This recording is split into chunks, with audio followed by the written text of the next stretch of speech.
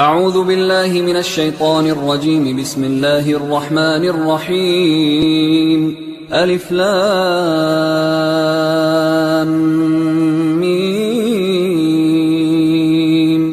ذلك الكتاب لا ريب فيه هدى للمتقين الذين يؤمنون بالغيب ويقيمون الصلاة ومما رزقناهم ينفقون والذين يؤمنون بما أنزل إليك وما أنزل من قبلك وبالآخرة هم يوقنون أولئك على هدى من ربهم وأولئك هم المفلحون. إن الذين كفروا سواء عليهم أأنذرتهم أم لم تنذرهم لا يؤمنون. ختم الله على قلوبهم وعلى سمعهم وعلى أبصارهم غشاوة ولهم عذاب عظيم. ومن الناس من يقول آمنا بالله وباليوم الآخر وما هم بمؤمنين يخادعون الله والذين آمنوا وما يخدعون إلا أنفسهم وما يشعرون. في قلوبهم مرض فزادهم الله مرضا ولهم عذاب أليم بما كانوا يكذبون. وإذا قيل لهم لا تفسدوا في الأرض قالوا إنما نحن مصلحون ألا إنهم هم المفسدون ولكن لا يشعرون. وإذا قيل لهم آمنوا كما آمن الناس قالوا أنؤمن كما آمن السفهاء ألا إنهم هم السفهاء ولكن لا يعلمون. وإذا لقوا الذين آمنوا قالوا آمنا وإذا خلوا إلى شياطينهم قالوا إنا معكم إنما نحن مستهزئون.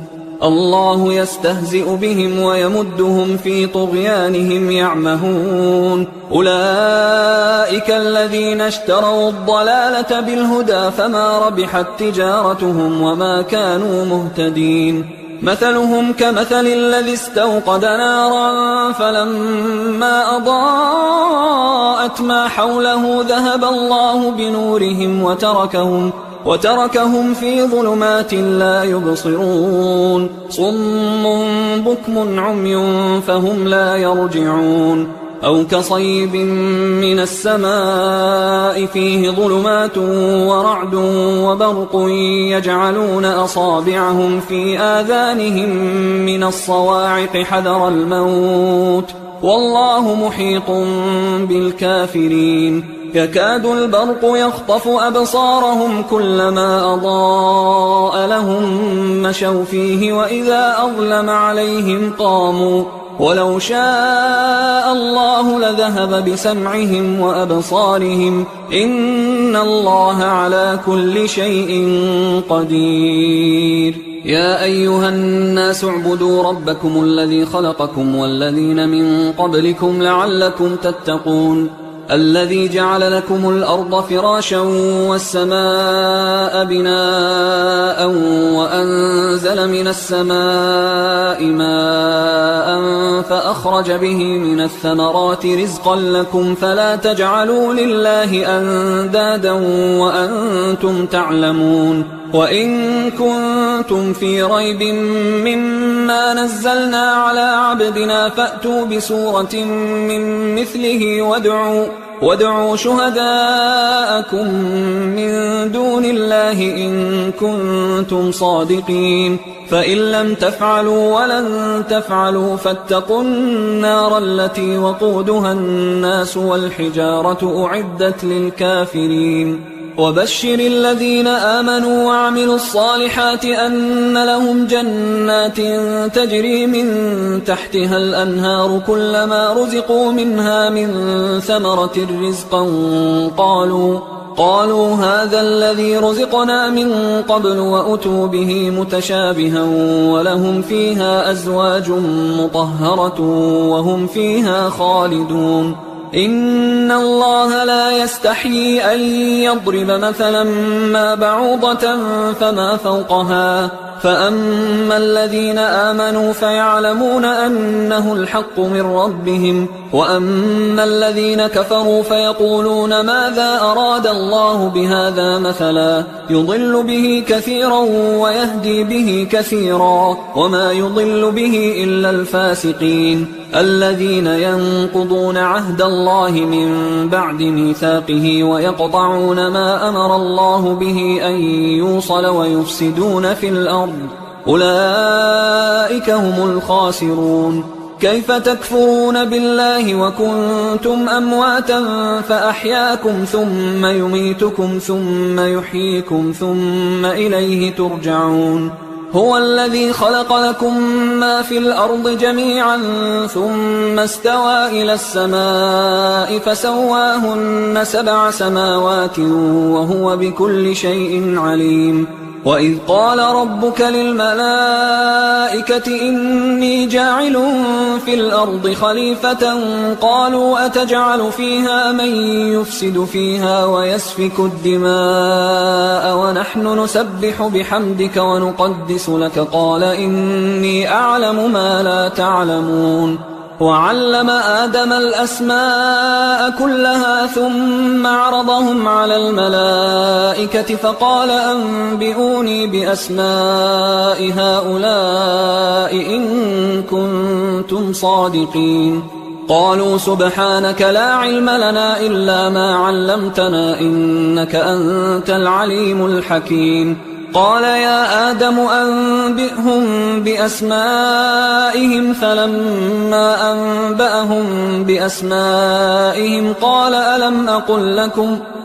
ألم أقل لكم إني أعلم غيب السماوات والأرض وأعلم ما تبدون وما كنتم تكتمون. وإذ قلنا للملائكة اسجدوا لآدم فسجدوا إلا إبليس أبى واستكبر وكان من الكافرين.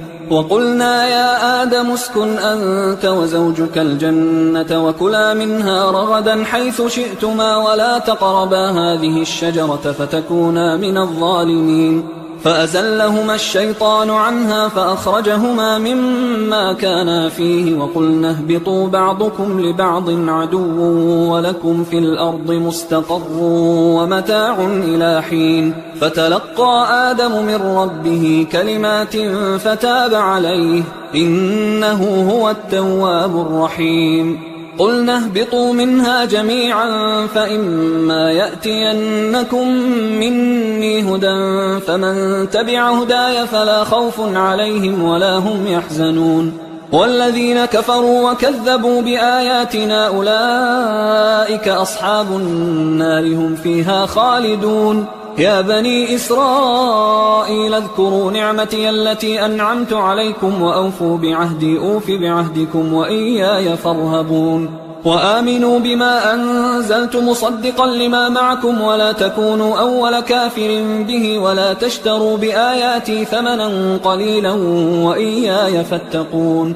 ولا تلبسوا الحق بالباطل وتكتموا الحق وأنتم تعلمون. وأقيموا الصلاة وآتوا الزكاة واركعوا مع الراكعين. أتأمرون الناس بالبر وتنسون أنفسكم وأنتم تتلون الكتاب أفلا تعقلون. واستعينوا بالصبر والصلاة وإنها لكبيرة إلا على الخاشعين الذين يظنون أنهم ملاقو ربهم وأنهم إليه راجعون. يا بني إسرائيل اذكروا نعمتي التي أنعمت عليكم وأني فضلتكم على العالمين. واتقوا يوما لا تجزي نفس عن نفس شيئا ولا يقبل منها شفاعة ولا يؤخذ منها عدل ولا هم ينصرون. وإذ نجيناكم من آل فرعون يسومونكم سوء العذاب يذبحون أبناءكم ويستحيون نساءكم وفي ذلكم بلاء من ربكم عظيم. وإذ فرقنا بكم البحر فأنجيناكم وأغرقنا آل فرعون وأنتم تنظرون. وإذ واعدنا موسى 40 ليلة ثم اتخذتم العجل من بعده وأنتم ظالمون. ثم عفونا عنكم من بعد ذلك لعلكم تشكرون وإذ آتينا موسى الكتاب والفرقان لعلكم تهتدون وإذ قال موسى لقومه يا قوم إنكم ظلمتم أنفسكم باتخاذكم العجل فتوبوا إلى بارئكم فاقتلوا أنفسكم ذلكم خير لكم عند بارئكم فتاب عليكم إنه هو التواب الرحيم وإذ قلتم يا موسى لن نؤمن لك حتى نرى الله جهرة فأخذتكم الصاعقة وأنتم تنظرون ثم بعثناكم من بعد موتكم لعلكم تشكرون وظللنا عليكم الغمام وأنزلنا عليكم المن والسلوى كلوا من طيبات ما رزقناكم وما ظلمونا ولكن كانوا أنفسهم يظلمون وإذ قلنا ادخلوا هذه القرية فكلوا منها حيث شئتم رغدا وادخلوا الباب سجدا وقولوا حطة نغفر لكم خطاياكم وسنزيد المحسنين فبدل الذين ظلموا قولا غير الذي قيل لهم فأنزلنا على الذين ظلموا رجزا من السماء بما كانوا يفسقون وإذ استسقى موسى لقومه فقلنا اضرب بعصاك الحجر فانفجرت منه 12 عينا قد علم كل أناس مشربهم كلوا واشربوا من رزق الله ولا تعثوا في الأرض مفسدين وإذ قلتم يا موسى لن نصبر على طعام واحد فادع لنا ربك يخرج لنا مما تنبت الأرض من بقلها وقثائها وفومها وعدسها وبصلها قال أتستبدلون الذي هو أدنى بالذي هو خير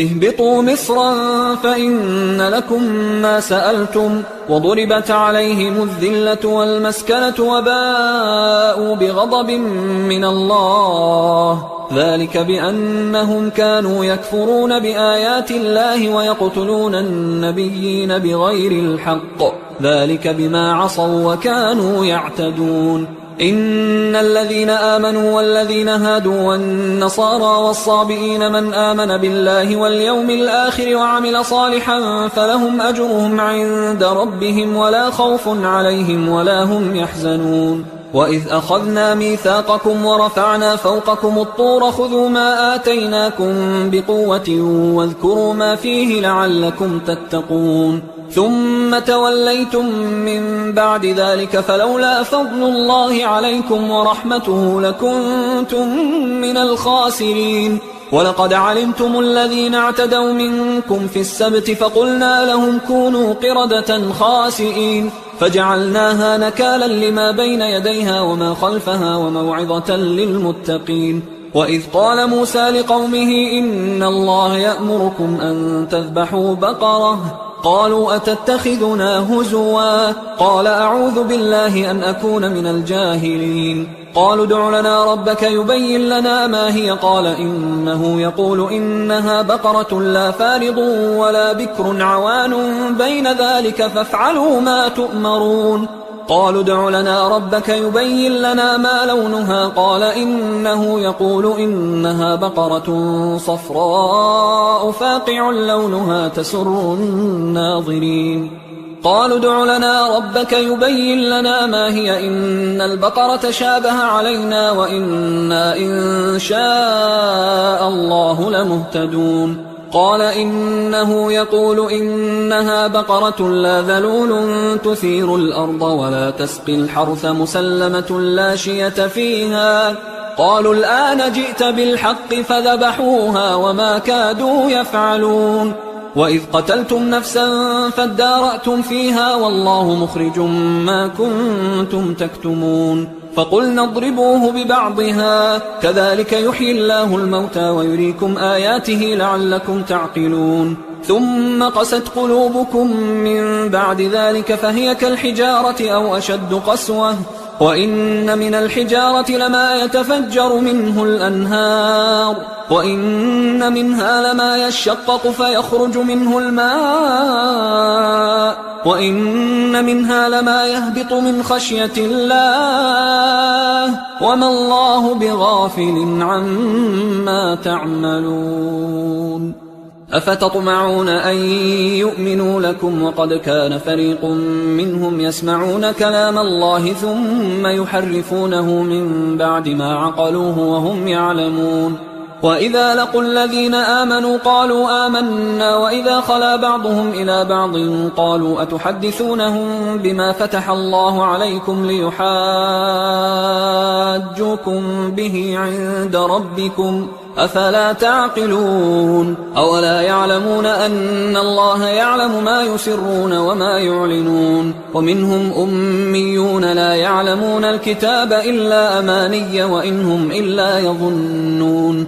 فويل للذين يكتبون الكتاب بأيديهم ثم يقولون هذا من عند الله ليشتروا به ثمنا قليلا فويل لهم مما كتبت أيديهم وويل لهم مما يكسبون. وقالوا لن تمسنا النار إلا أياما معدودة قل أتخذتم عند الله عهدا فلن يخلف الله عهده أم تقولون على الله ما لا تعلمون. بلى من كسب سيئة وأحاطت به خطيئته فأولئك أصحاب النار هم فيها خالدون.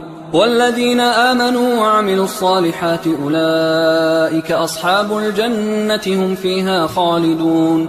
وإذ أخذنا ميثاق بني إسرائيل لا تعبدون إلا الله وبالوالدين إحسانا وذي القربى واليتامى والمساكين وقولوا للناس حسنا وأقيموا الصلاة وآتوا الزكاة ثم توليتم إلا قليلا منكم وأنتم معرضون. وإذ أخذنا ميثاقكم لا تسفكون دماءكم ولا تخرجون أنفسكم من دياركم ثم أقررتم وأنتم تشهدون. ثم أنتم هؤلاء تقتلون أنفسكم وتخرجون فريقا منكم من ديارهم تظاهرون عليهم بالإثم والعدوان وإن يأتوكم أسارى تفادوهم وهو محرم عليكم إخراجهم أفتؤمنون ببعض الكتاب وتكفرون ببعض فما جزاء من يفعل ذلك منكم إلا خزي في الحياة الدنيا ويوم القيامة يردون إلى أشد العذاب وما الله بغافل عما تعملون. أولئك الذين اشتروا الحياة الدنيا بالآخرة فلا يخفف عنهم العذاب ولا هم ينصرون. ولقد آتينا موسى الكتاب وقفينا من بعده بالرسل وآتينا عيسى ابن مريم البينات وأيدناه بروح القدس أفكلما جاءكم رسول بما لا تهوى أنفسكم استكبرتم ففريقا كذبتم وفريقا تقتلون. وقالوا قلوبنا غلف بل لعنهم الله بكفرهم فقليلا ما يؤمنون. ولما جاءهم كتاب من عند الله مصدق لما معهم وكانوا من قبل يستفتحون على الذين كفروا فلما جاءهم ما عرفوا كفروا به فلعنة الله على الكافرين. بئس ما اشتروا به أنفسهم أن يكفروا بما أنزل الله بغيا أن ينزل الله من فضله على من يشاء من عباده فباءوا بغضب على غضب وللكافرين عذاب مهين. وإذا قيل لهم آمنوا بما أنزل الله قالوا نؤمن بما أنزل علينا ويكفرون بما وراءه وهو الحق مصدقا لما معهم قل فلم تقتلون أنبياء الله من قبل إن كنتم مؤمنين. ولقد جاءكم موسى بالبينات ثم اتخذتم العجل من بعده وأنتم ظالمون. وإذ أخذنا ميثاقكم ورفعنا فوقكم الطور خذوا ما آتيناكم بقوة واسمعوا قالوا سمعنا وعصينا وأشربوا في قلوبهم العجل بكفرهم قل بئس ما يأمركم به إيمانكم إن كنتم مؤمنين قل إن كانت لكم الدار الآخرة عند الله خالصة من دون الناس فتمنوا الموت إن كنتم صادقين ولن يتمنوه أبدا بما قدمت أيديهم والله عليم بالظالمين ولتجدنهم أحرص الناس على حياة ومن الذين أشركوا يود أحدهم لو يعمر 1000 سنة وما هو بمزحزحه من العذاب أن يعمر والله بصير بما يعملون قل من كان عدوا لجبريل فإنه نزله على قلبك بإذن الله مصدقا لما بين يديه وهدى وبشرى للمؤمنين من كان عدوا لله وملائكته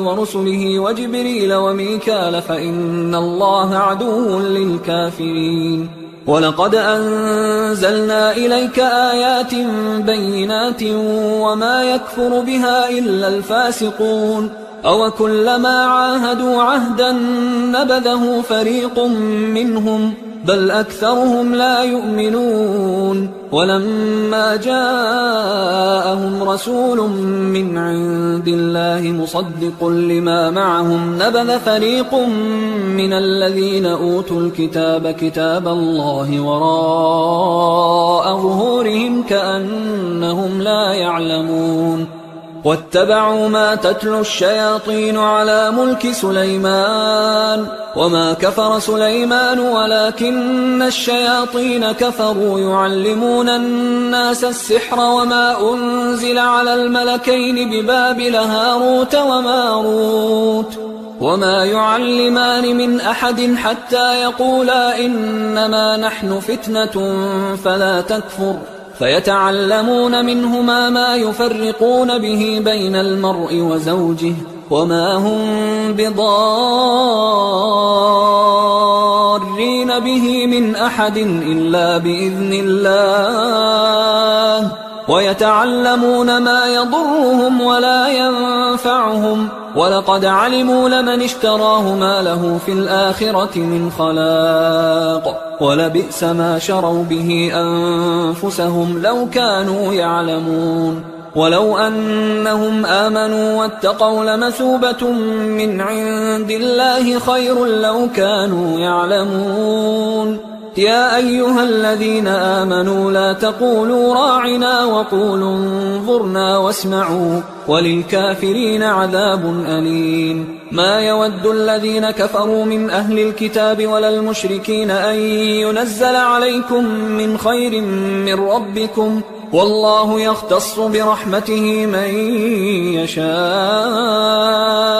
والله ذو الفضل العظيم ما ننسخ من آية أو ننسها نأت بخير منها أو مثلها ألم تعلم أن الله على كل شيء قدير ألم تعلم أن الله له ملك السماوات والأرض وما لكم من دون الله من ولي ولا نصير أم تريدون أن تسألوا رسولكم كما سئل موسى من قبل ومن يتبدل الكفر بالإيمان فقد ضل سواء السبيل ود كثير من أهل الكتاب لو يردونكم من بعد إيمانكم كفارا حسدا من عند أنفسهم من بعد ما تبين لهم الحق فاعفوا واصفحوا حتى يأتي الله بأمره إن الله على كل شيء قدير وأقيموا الصلاة وآتوا الزكاة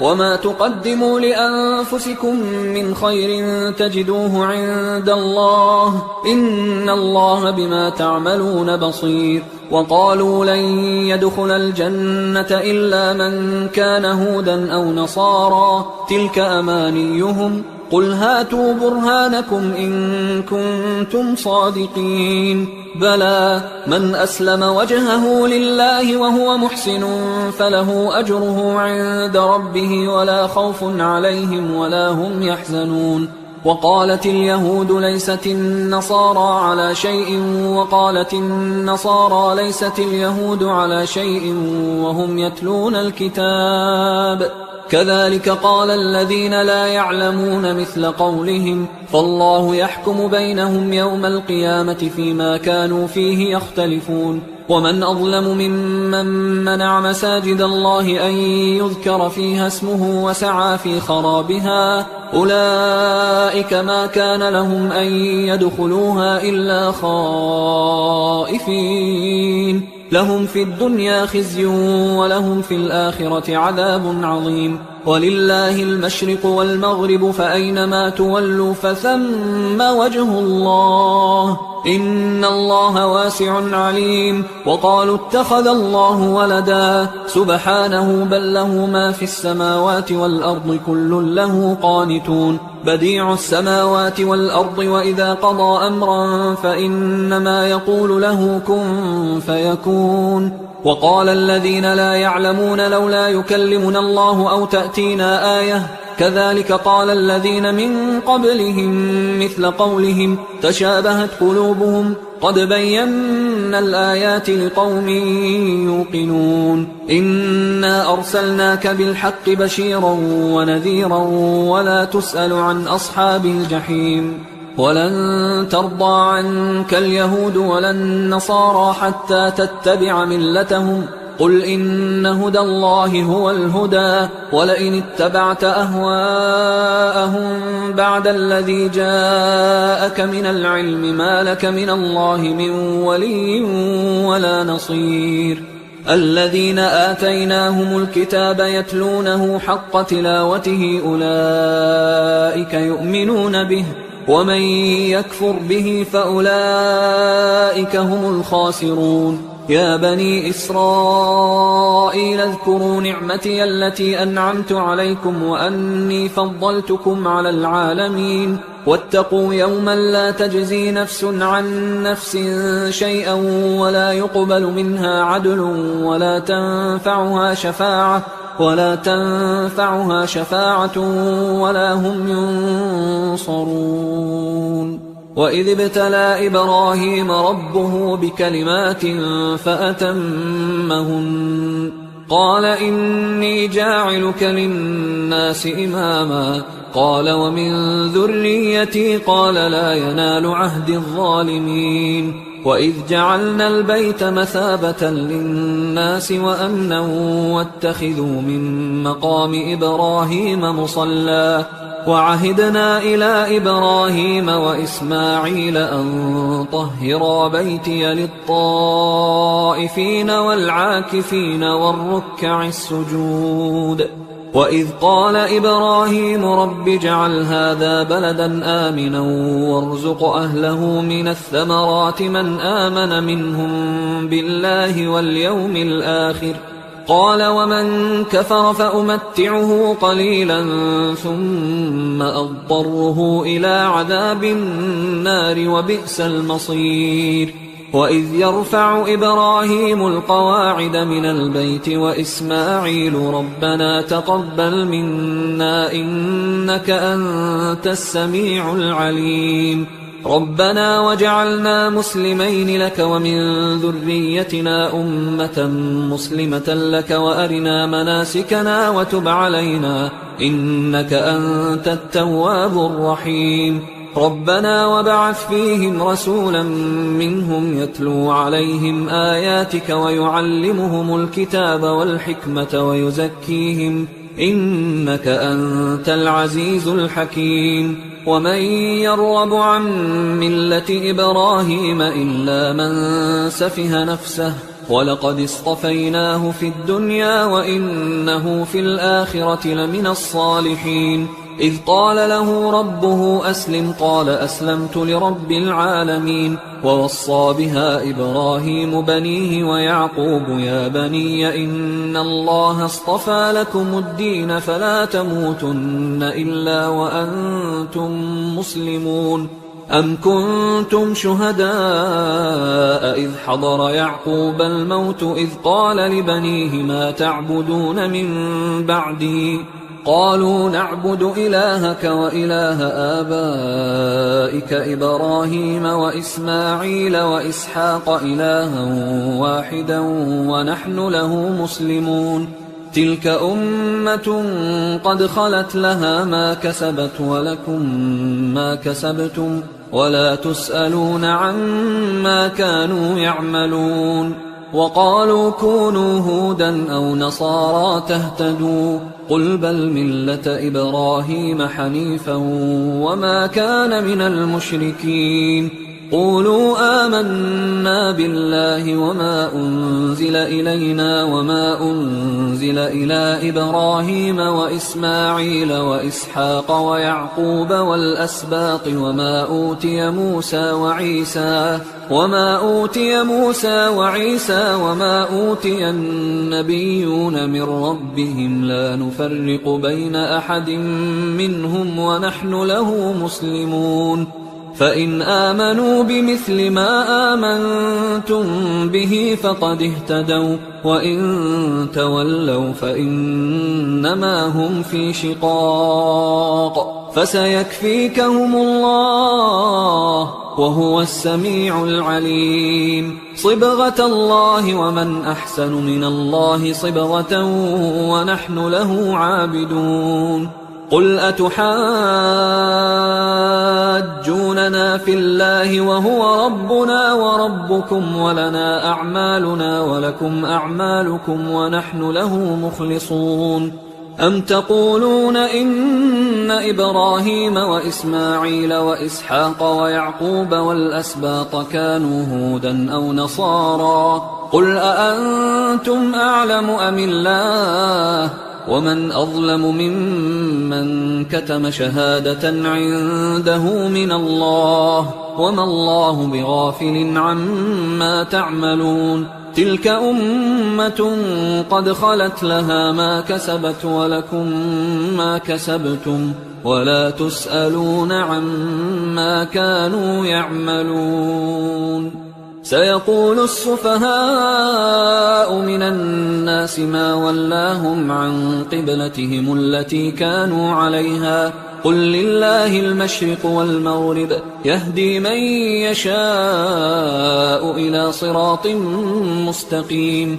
وكذلك جعلناكم أمة وسطا لتكونوا شهداء على الناس ويكون الرسول عليكم شهيدا. وما جعلنا القبلة التي كنت عليها إلا لنعلم من يتبع الرسول ممن ينقلب على عقبيه وإن كانت لكبيرة إلا على الذين هدى الله وما كان الله ليضيع إيمانكم إن الله بالناس لرؤوف رحيم. قد نرى تقلب وجهك في السماء فلنولينك قبلة ترضاها فول وجهك شطر المسجد الحرام وحيث ما كنتم فولوا وجوهكم شطره وإن الذين أوتوا الكتاب ليعلمون أنه الحق من ربهم وما الله بغافل عما يعملون. ولئن أتيت الذين أوتوا الكتاب بكل آية ما تبعوا قبلتك وما أنت بتابع قبلتهم وما بعضهم بتابع قبلة بعض ولئن اتبعت أهواءهم من بعد ما جاءك من العلم إنك إذا لمن الظالمين. الذين آتيناهم الكتاب يعرفونه كما يعرفون أبناءهم وإن فريقا منهم ليكتمون الحق وهم يعلمون الحق من ربك فلا تكونن من الممترين ولكل وجهة هو موليها فاستبقوا الخيرات أينما تكونوا يأت بكم الله جميعا إن الله على كل شيء قدير ومن حيث خرجت فول وجهك شطر المسجد الحرام وإنه للحق من ربك وما الله بغافل عما تعملون ومن حيث خرجت فول وجهك شطر المسجد الحرام وحيث ما كنتم فولوا وجوهكم شطره لئلا يكون للناس عليكم حجة إلا الذين ظلموا منهم فلا تخشوهم واخشوني ولأتم نعمتي عليكم ولعلكم تهتدون كما أرسلنا فيكم رسولا منكم يتلو عليكم آياتنا ويزكيكم ويعلمكم الكتاب والحكمة ويعلمكم ما لم تكونوا تعلمون فاذكروني أذكركم واشكروا لي ولا تكفرون يا أيها الذين آمنوا استعينوا بالصبر والصلاة إن الله مع الصابرين ولا تقولوا لمن يقتل في سبيل الله أموات بل أحياء ولكن لا تشعرون ولنبلونكم بشيء من الخوف والجوع ونقص من الأموال والأنفس والثمرات وبشر الصابرين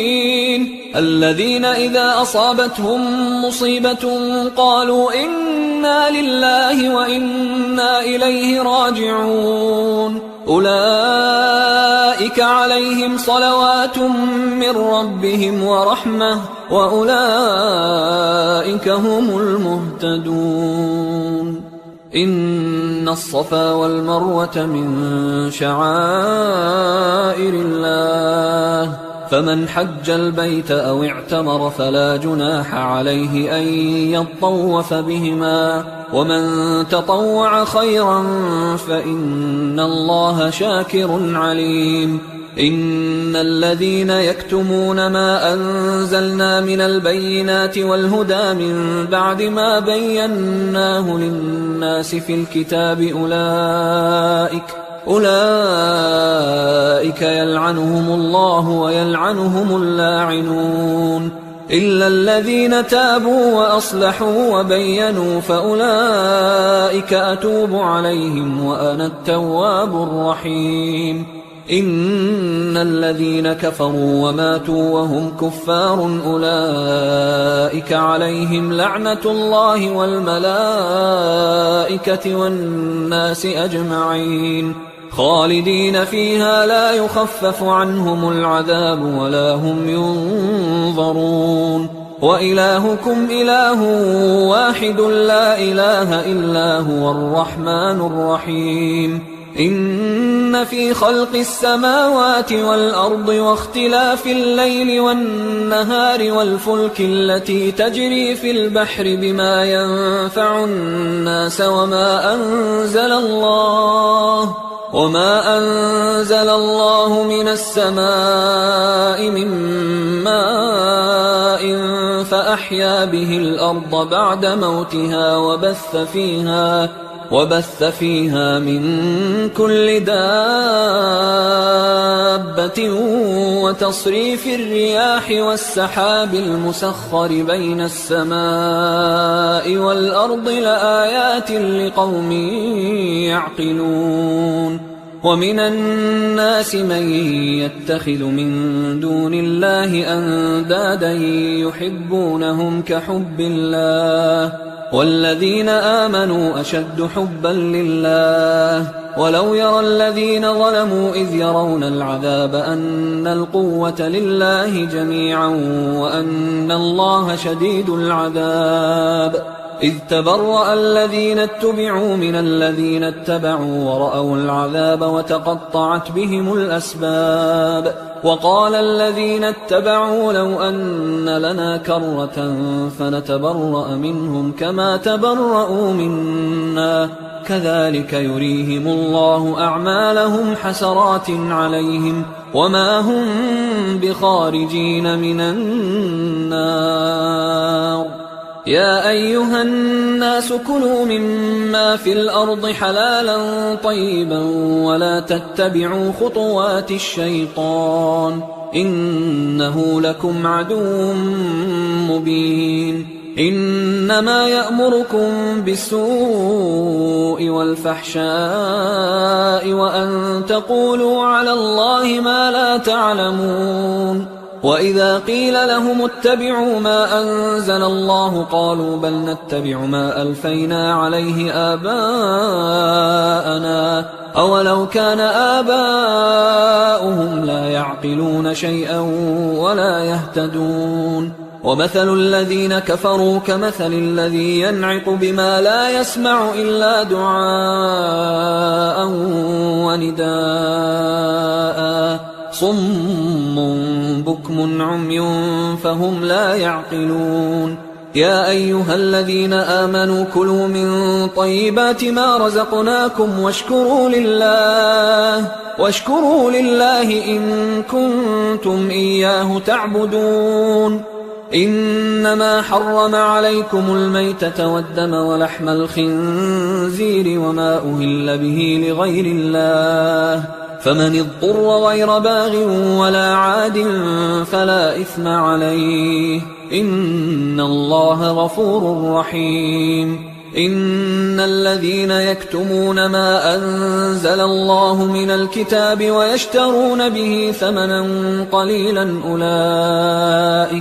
أولئك ما يأكلون في بطونهم إلا النار ولا يكلمهم الله يوم القيامة ولا يزكيهم ولهم عذاب أليم. أولئك الذين اشتروا الضلالة بالهدى والعذاب بالمغفرة فما أصبرهم على النار ذلك بأن الله نزل الكتاب بالحق وإن الذين اختلفوا في الكتاب لفي شقاق بعيد. ليس البر أن تولوا وجوهكم قبل المشرق والمغرب ولكن البر من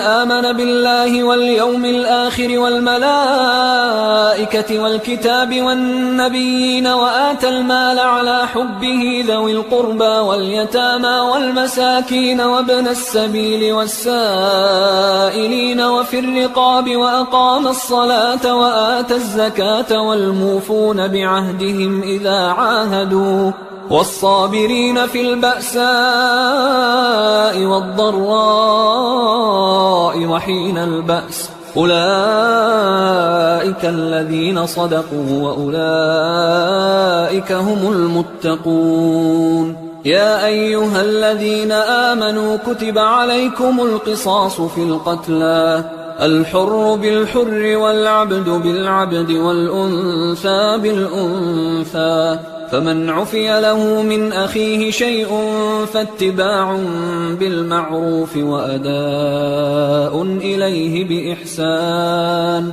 ذلك تخفيف من ربكم ورحمة فمن اعتدى بعد ذلك فله عذاب أليم. ولكم في القصاص حياة يا أولي الألباب لعلكم تتقون. كتب عليكم إذا حضر أحدكم الموت إن ترك خيرا الوصية للوالدين والأقربين بالمعروف حقا على المتقين فمن بدله بعدما سمعه فإنما إثمه على الذين يبدلونه إن الله سميع عليم.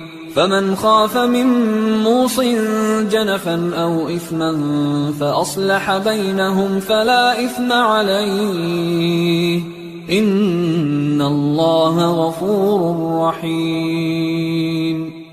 يا أيها الذين آمنوا كتب عليكم الصيام كما كتب على الذين من قبلكم لعلكم تتقون أياما معدودات، فمن كان منكم مريضا أو على سفر فعدة من أيام أخر، وعلى الذين يطيقونه فدية طعام مسكين، فمن تطوع خيرا فهو خير له، وأن تصوموا خير لكم إن كنتم تعلمون.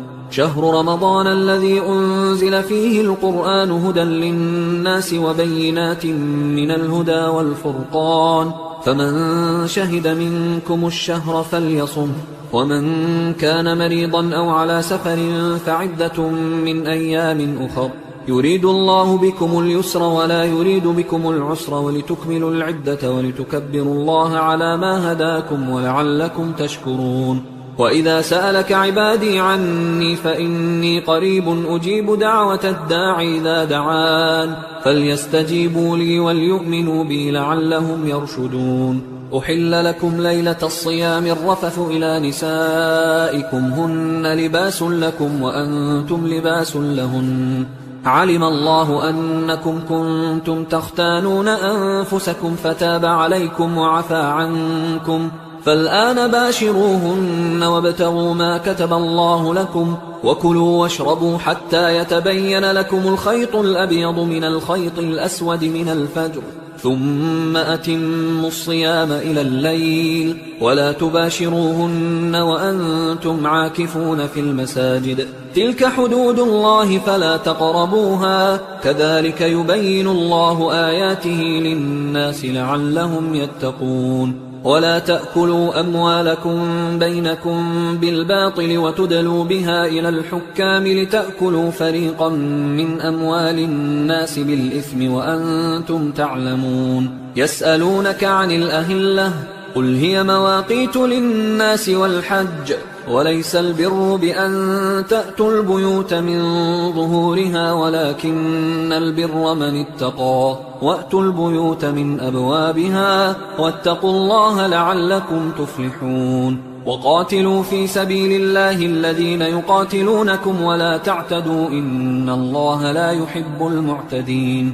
وقتلوهم حيث ثقفتموهم وأخرجوهم من حيث أخرجوكم والفتنة أشد من القتل، ولا تقاتلوهم عند المسجد الحرام حتى يقاتلوكم فيه، فإن قاتلوكم فاقتلوهم، كذلك جزاء الكافرين، فإن انتهوا فإن الله غفور رحيم. وقاتلوهم حتى لا تكون فتنة ويكون الدين لله، فإن انتهوا فلا عدوان إلا على الظالمين. الشهر الحرام بالشهر الحرام والحرمات قصاص، فمن اعتدى عليكم فاعتدوا عليه بمثل ما اعتدى عليكم، واتقوا الله واعلموا أن الله مع المتقين. وأنفقوا في سبيل الله ولا تلقوا بأيديكم إلى التهلكة وأحسنوا إن الله يحب المحسنين. وأتموا الحج والعمرة لله، فإن أحصرتم فما استيسر من الهدي، ولا تحلقوا رؤوسكم حتى يبلغ الهدي محله، فمن كان منكم مريضا أو به أذى من رأسه ففدية من صيام أو صدقة أو نسك، فإذا أمنتم فمن تمتع بالعمرة إلى الحج فما استيسر من الهدي، فمن لم يجد فصيام 3 أيام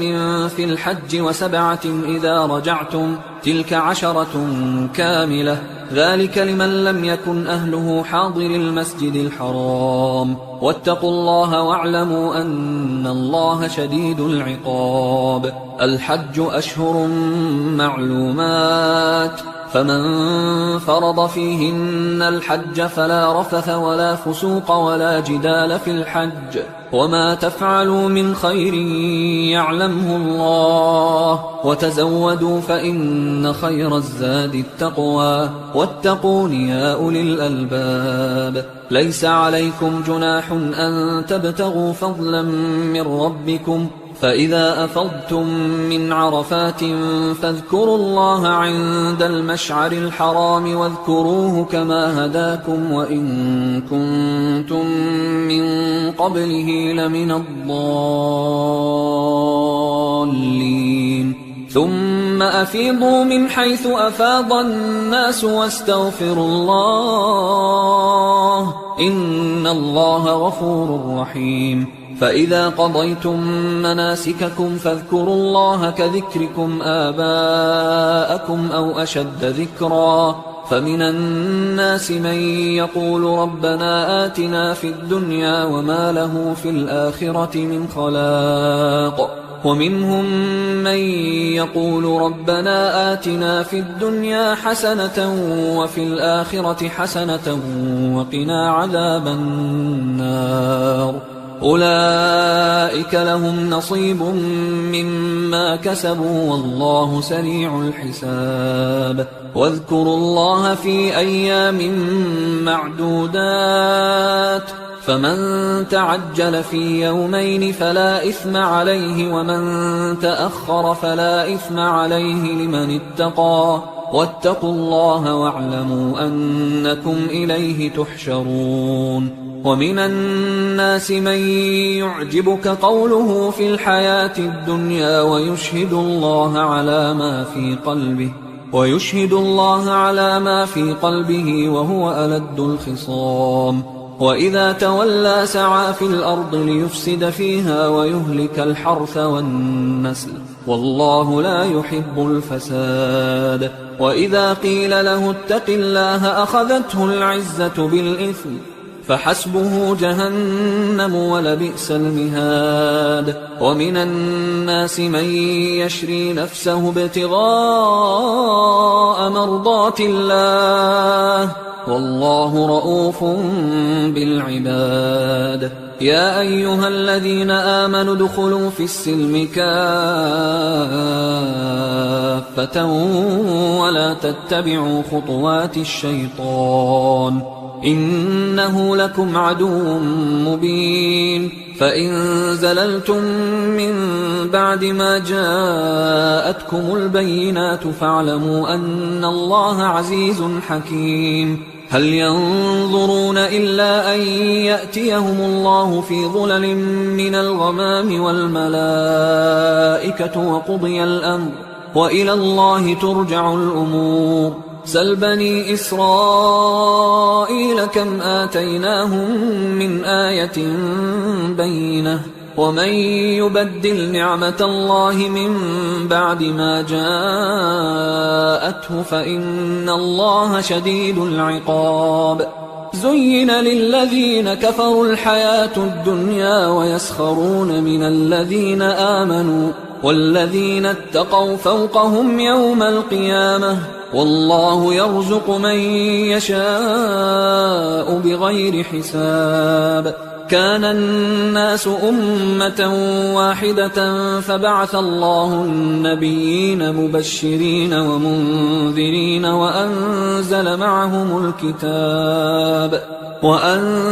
معهم الكتاب بالحق ليحكم بين الناس فيما اختلفوا فيه وما اختلف فيه إلا الذين أوتوه من بعد ما جاءتهم البينات بغيا بينهم فهدى الله الذين آمنوا لما اختلفوا فيه من الحق بإذنه والله يهدي من يشاء إلى صراط مستقيم. أم حسبتم أن تدخلوا الجنة ولما يأتكم مثل الذين خلوا من قبلكم مستهم البأساء والضراء وزلزلوا حتى يقول الرسول والذين آمنوا معه متى نصر الله ألا إن نصر الله قريب يسألونك ماذا ينفقون قل ما أنفقتم من خير فللوالدين والأقربين واليتامى والمساكين وابن السبيل وما تفعلوا من خير فإن الله به عليم كتب عليكم القتال وهو كره لكم وعسى أن تكرهوا شيئا وهو خير لكم وعسى أن تحبوا شيئا وهو شر لكم والله يعلم وأنتم لا تعلمون يسألونك عن الشهر الحرام قتال فيه قل قتال فيه كبير وصد عن سبيل الله وكفر به والمسجد الحرام وإخراج أهله منه أكبر عند الله والفتنة أكبر من القتل ولا يزالون يقاتلونكم حتى يردوكم عن دينكم إن استطاعوا ومن يرتدد منكم عن دينه فيمت وهو كافر فأولئك حبطت أعمالهم في الدنيا والآخرة وأولئك أصحاب النار هم فيها خالدون إن الذين آمنوا والذين هاجروا وجاهدوا في سبيل الله أولئك يرجون رحمة الله والله غفور رحيم يسألونك عن الخمر والميسر قل فيهما إثم كبير ومنافع للناس وإثمهما أكبر من نفعهما ويسألونك ماذا ينفقون قل العفو كذلك يبين الله لكم الآيات لعلكم تتفكرون في الدنيا والآخرة ويسألونك عن اليتامى قل إصلاح لهم خير وإن تخالطوهم فإخوانكم والله يعلم المفسد من المصلح ولو شاء الله لأعنتكم إن الله عزيز حكيم ولا تنكحوا المشركات حتى يؤمنوا ولأمة مؤمنة خير من مشركة ولو أعجبتكم ولا تنكحوا المشركين حتى يؤمنوا ولعبد مؤمن خير من مشرك ولو أعجبكم أولئك يدعون إلى النار والله يدعو إلى الجنة والمغفرة بإذنه ويبين آياته للناس لعلهم يتذكرون ويسألونك عن المحيض قل هو أذى فاعتزلوا النساء في المحيض ولا تقربوهن حتى يطهرن فإذا تطهرن فأتوهن من حيث أمركم الله إن الله يحب التوابين ويحب المتطهرين نساؤكم حرث لكم فأتوا حرثكم أنى شئتم وقدموا لأنفسكم واتقوا الله واعلموا أنكم ملاقوه وبشر المؤمنين ولا تجعلوا الله عرضة لأيمانكم أن تبروا وتتقوا وتصلحوا بين الناس والله سميع عليم لا يؤاخذكم الله باللغو في أيمانكم ولكن يؤاخذكم بما كسبت قلوبكم والله غفور حليم للذين يؤلون من نسائهم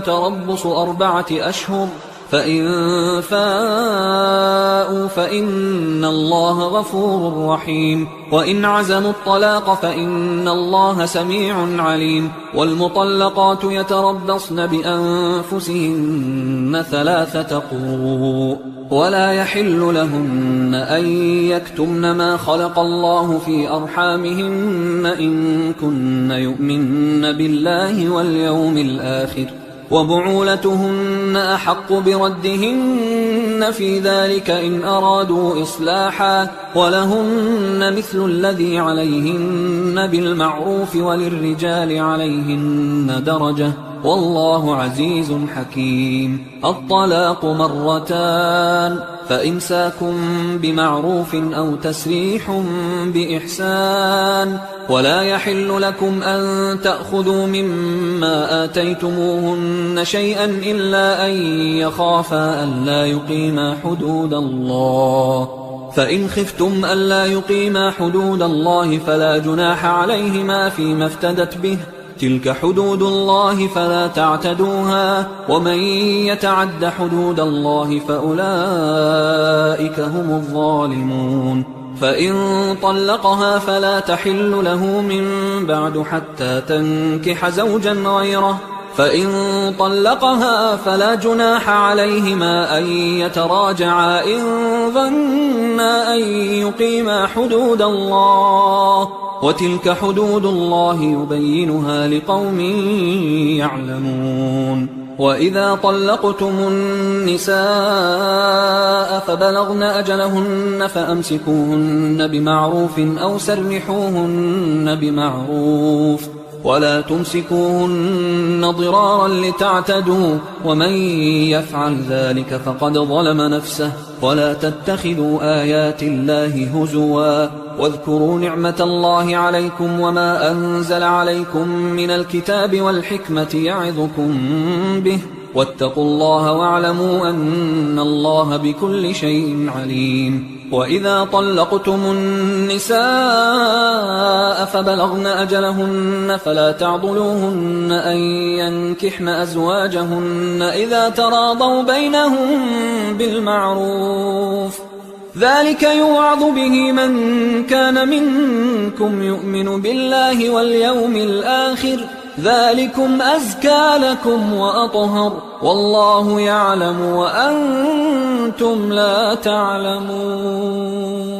والوالدات يرضعن أولادهن حولين كاملين لمن أراد أن يتم الرضاعة، وعلى المولود له رزقهن وكسوتهن بالمعروف، لا تكلف نفس إلا وسعها، لا تضار والدة بولدها ولا مولود له بولده، وعلى الوارث مثل ذلك، فإن أرادا فصالا عن تراض منهما وتشاور فلا جناح عليهما. وإن أردتم أن تسترضعوا أولادكم فلا جناح عليكم إذا سلمتم ما آتيتم بالمعروف، واتقوا الله واعلموا أن الله بما تعملون بصير.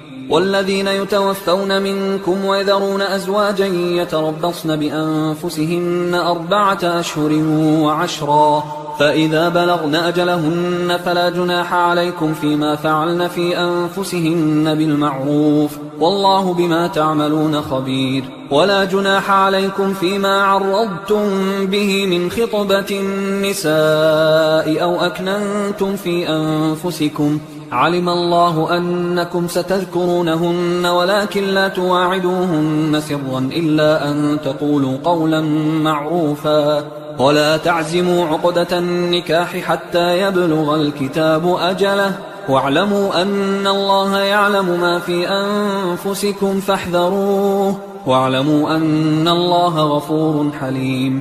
لا جناح عليكم إن طلقتم النساء ما لم تمسوهن أو تفرضوا لهن فريضة، ومتعوهن على الموسع قدره وعلى المقتر قدره متاعا بالمعروف حقا على المحسنين. وإن طلقتموهن من قبل أن تمسوهن وقد فرضتم لهن فريضة فنصف ما فرضتم إلا أن يعفون أو يعفو الذي بيده عقدة النكاح، وأن تعفوا أقرب للتقوى، ولا تنسوا الفضل بينكم، إن الله بما تعملون بصير.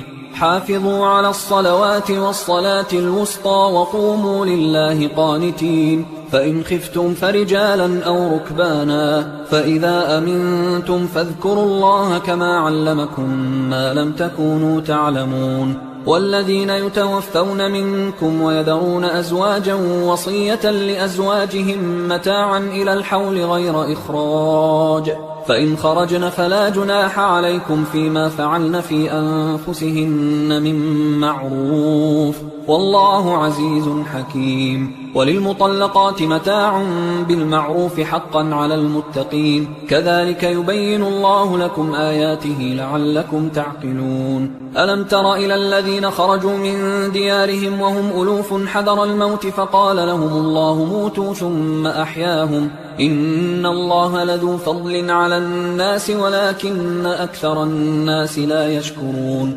وقاتلوا في سبيل الله واعلموا أن الله سميع عليم. من ذا الذي يقرض الله قرضا حسنا فيضاعفه له أضعافا كثيرة، والله يقبض ويبسط وإليه ترجعون. ألم تر إلى الملأ من بني إسرائيل من بعد موسى إذ قالوا لنبي له مبعث لنا ملكا نقاتل في سبيل الله، قال هل عسيتم إن كتب عليكم القتال ألا تقاتلوا؟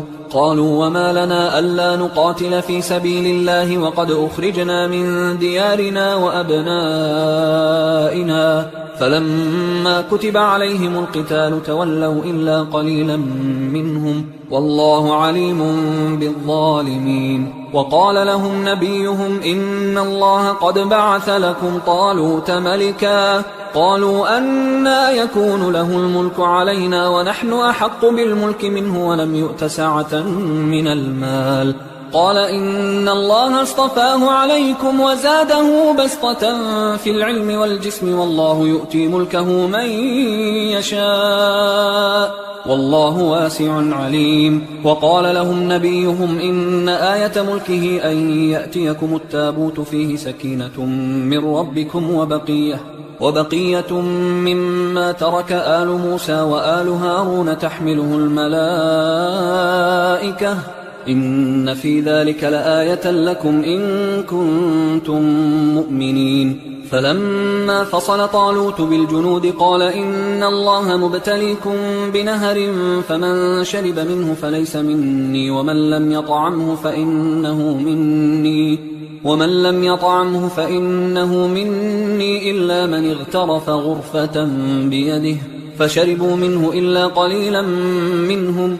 فلما جاوزه هو والذين آمنوا معه قالوا لا طاقة لنا اليوم بجالوت وجنوده، قال الذين يظنون أنهم ملاقوا الله كم من فئة قليلة غلبت فئة كثيرة بإذن الله والله مع الصابرين. ولما برزوا لجالوت وجنوده قالوا ربنا أفرغ علينا صبرا وثبت أقدامنا وانصرنا على القوم الكافرين، فهزموهم بإذن الله. وقتل داود جالوت وآتاه الله الملك والحكمة وعلمه مما يشاء، ولولا دفع الله الناس بعضهم ببعض لفسدت الأرض ولكن الله ذو فضل على العالمين.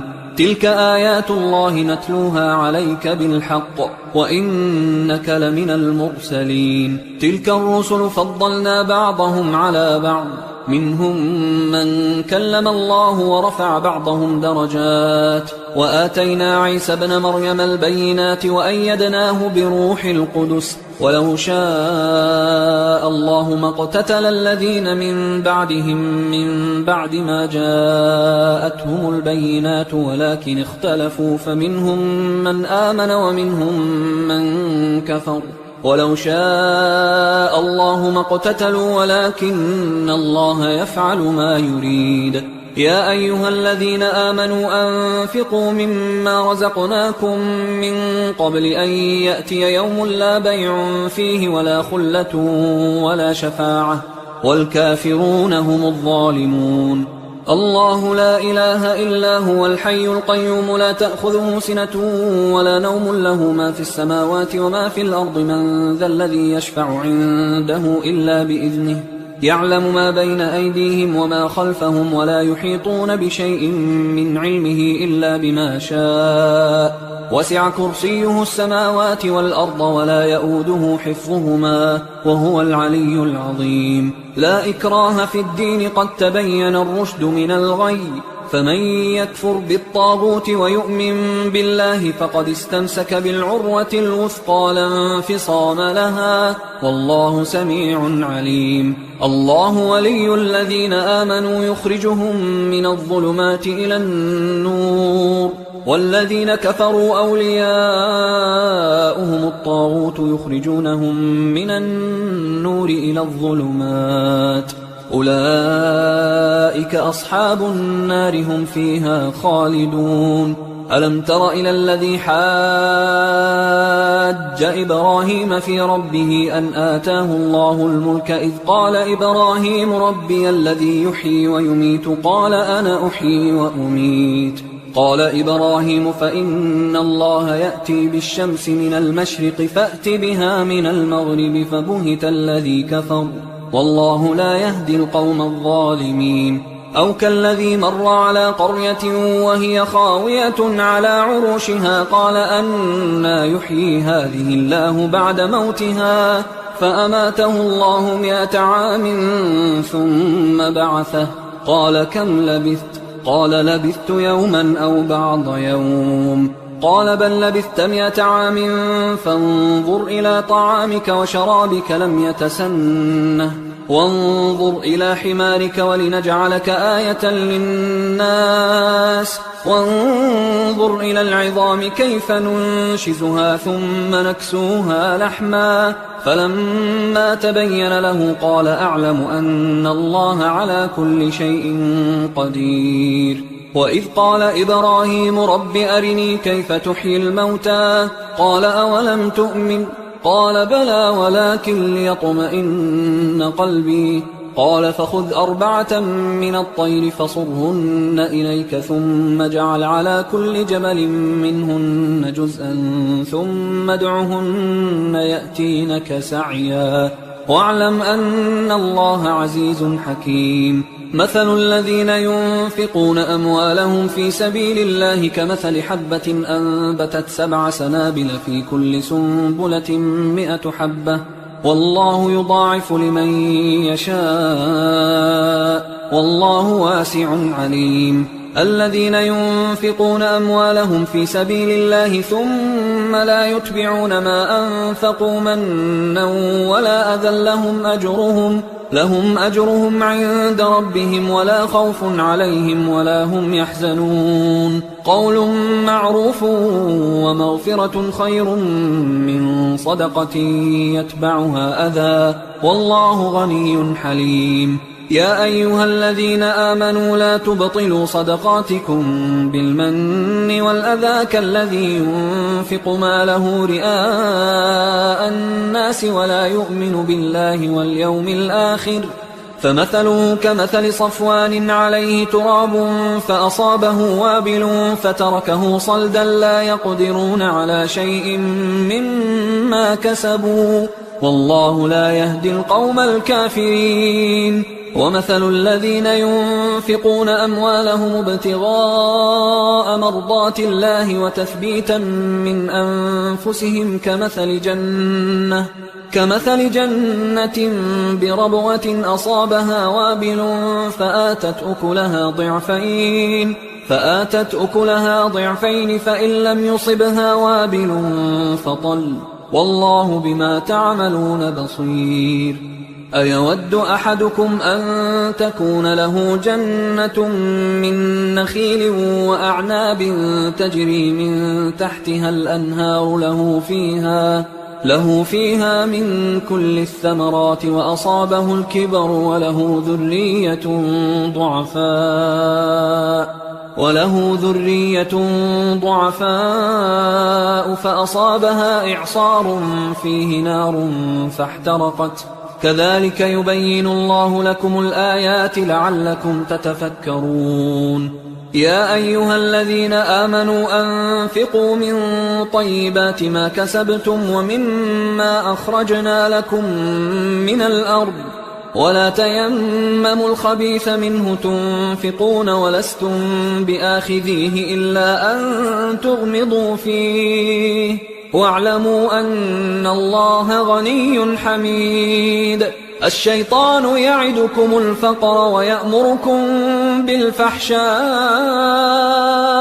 والله يعدكم مغفرة منه وفضلا والله واسع عليم. يؤتي الحكمة من يشاء ومن يؤت الحكمة فقد أوتي خيرا كثيرا وما يذكر إلا أولو الألباب. وما أنفقتم من نفقة أو نذرتم من نذر فإن الله يعلمه وما للظالمين من أنصار. إن تبدوا الصدقات فنعما هي وإن تخفوها وتؤتوها الفقراء فهو خير لكم ويكفر عنكم من سيئاتكم والله بما تعملون خبير. ليس عليك هداهم ولكن الله يهدي من يشاء.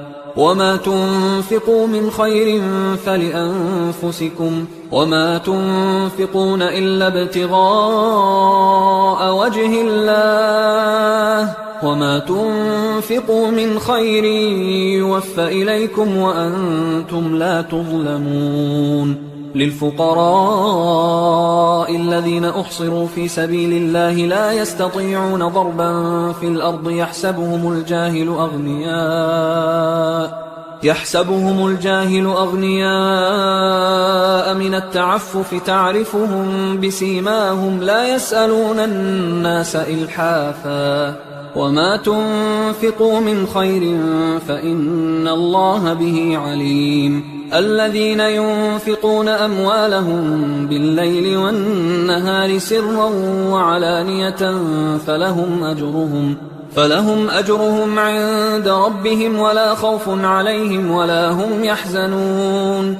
الذين يأكلون الربا لا يقومون إلا كما يقوم الذي يتخبطه الشيطان من المس ذلك بأنهم قالوا إنما البيع مثل الربا وأحل الله البيع وحرم الربا. فمن جاءه موعظة من ربه فانتهى فله ما سلف وأمره إلى الله ومن عاد فأولئك أصحاب النار هم فيها خالدون. يمحق الله الربا ويربي الصدقات والله لا يحب كل كفار أثيم. إن الذين آمنوا وعملوا الصالحات وأقاموا الصلاة وآتوا الزكاة لهم أجرهم عند ربهم ولا خوف عليهم ولا هم يحزنون. يا أيها الذين آمنوا اتقوا الله وذروا ما بقي من الربا إن كنتم مؤمنين فإن لم تفعلوا فأذنوا بحرب من الله ورسوله وإن تبتم فلكم رؤوس أموالكم لا تظلمون ولا تظلمون. وإن كان ذو عسرة فنظرة إلى ميسرة وأن تصدقوا خير لكم إن كنتم تعلمون. واتقوا يوما ترجعون فيه إلى الله ثم توفى كل نفس ما كسبت وهم لا يظلمون. يا أيها الذين آمنوا إذا تداينتم بدين إلى أجل مسمى فاكتبوه وليكتب بينكم كاتب بالعدل ولا يأب كاتب أن يكتب كما علمه الله فليكتب وليملل الذي عليه الحق وليتق الله ربه ولا يبخس منه شيئا.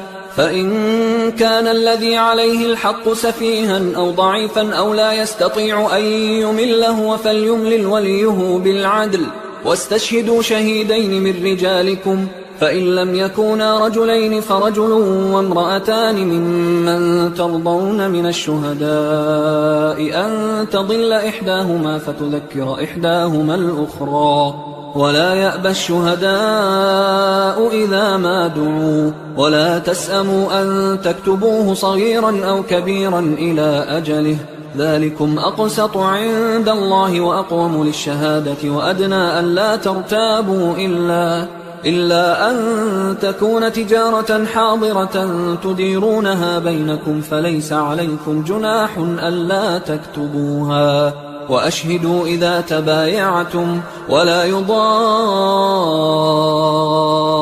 كاتب ولا شهيد، وإن تفعلوا فإنه فسوق بكم، واتقوا الله ويعلمكم الله، والله بكل شيء عليم. وإن كنتم على سفر ولم تجدوا كاتبا فرهان مقبوضة، فإن أمن بعضكم بعضا فليؤدي الذي اؤتمن أمانته وليتق الله ربه ولا تكتموا الشهادة، ومن يكتمها فإنه آثم قلبه، والله بما تعملون عليم. لله ما في السماوات وما في الأرض، وإن تبدوا ما في أنفسكم أو تخفوه يحاسبكم به الله، فيغفر لمن يشاء ويعذب من يشاء، والله على كل شيء قدير. آمن الرسول بما أنزل إليه من ربه والمؤمنون كل آمن بالله وملائكته وكتبه ورسله لا نفرق بين أحد من رسله، وقالوا سمعنا وأطعنا غفرانك ربنا وإليك المصير. لا يكلف الله نفسا إلا وسعها، لها ما كسبت وعليها ما اكتسبت، ربنا لا تؤاخذنا إن نسينا أو أخطأنا، ربنا ولا تحمل علينا إصرا كما حملته على الذين من قبلنا، ربنا ولا تحملنا ما لا طاقة لنا به، واعف عنا واغفر لنا وارحمنا، أنت مولانا فانصرنا على القوم الكافرين. حصري